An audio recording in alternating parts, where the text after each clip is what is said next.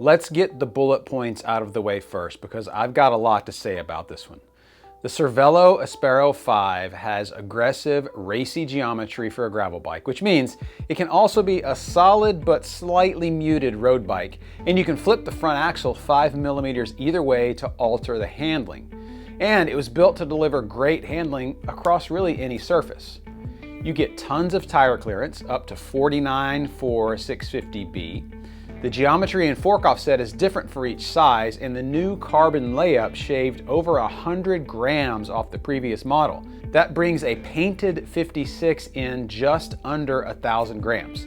I tested the base model with Shimano GRX Mechanical, which meant flawless shifting and sublime braking. But what can I say about the Cervelo Aspero that hasn't already been said?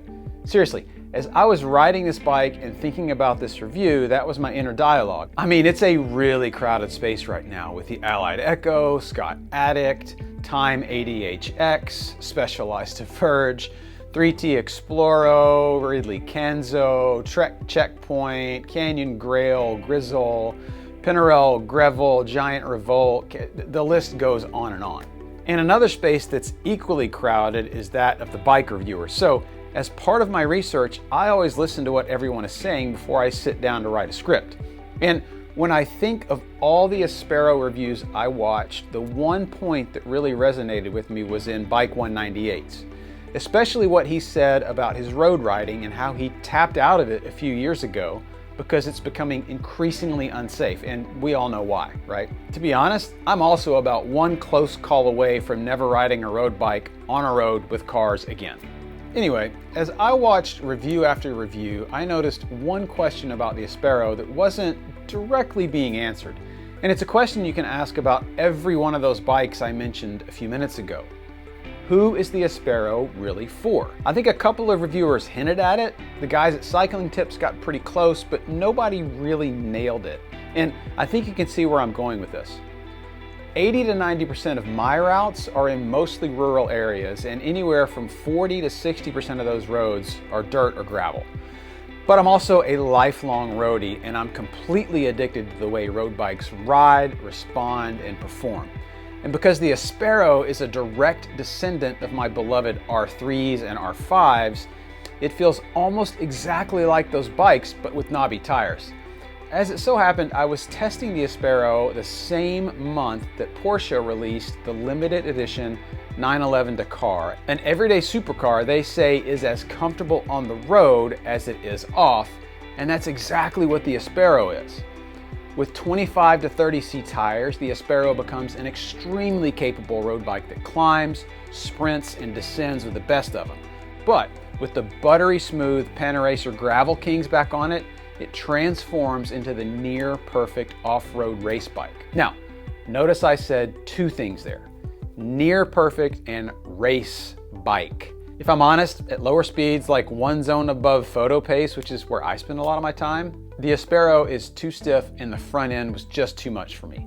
I had to install my Redshift stem to keep from getting jackhammered to death on the rougher stuff. And if the seat post was any bigger than 27.2, the rear end would be intolerable. But this isn't a photo pace bike.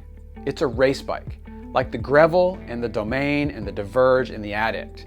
That means it's going to be chattery when you ride it at a leisurely pace, but when you're fit enough and fast enough to pin it, well, then it really comes to life. It becomes compliant and responsive and stable and all the things you need when you're maxed out at the front of the pack. And I think that's exactly who the Aspero's for, the former road bike racer or rider who's become the serious or aspiring gravel racer, or maybe even the serious mountain biker who wants something a little faster for the fire roads. But for me, the Aspero and all those other bikes it's competing against is an escape plan. It's safety equipment, or maybe a life preserver, in a couple of ways. On the one hand, a bike like this keeps me miles away from inattentive motorists, but on the other, it's breathed new life into my old stale hobby. And if you're like me, nothing keeps you sane quite like the bike. So if you came here looking for advice on what to buy, which bike to buy a gravel bike. Whether it's this one, a cross bike you found on OfferUp, or any of the myriad of options available to you right now. Sure, it seems trendy, but there's a reason. Lots of them actually. And me, I'm happy to be on the bandwagon. Thanks for watching, and if you made it this far, give me a like and hit that subscribe button. Full disclosure, I'm not trying too hard to monetize this channel, but a larger audience gives me a little more asking power with the brands so that I can continue testing and reviewing cool bikes like this.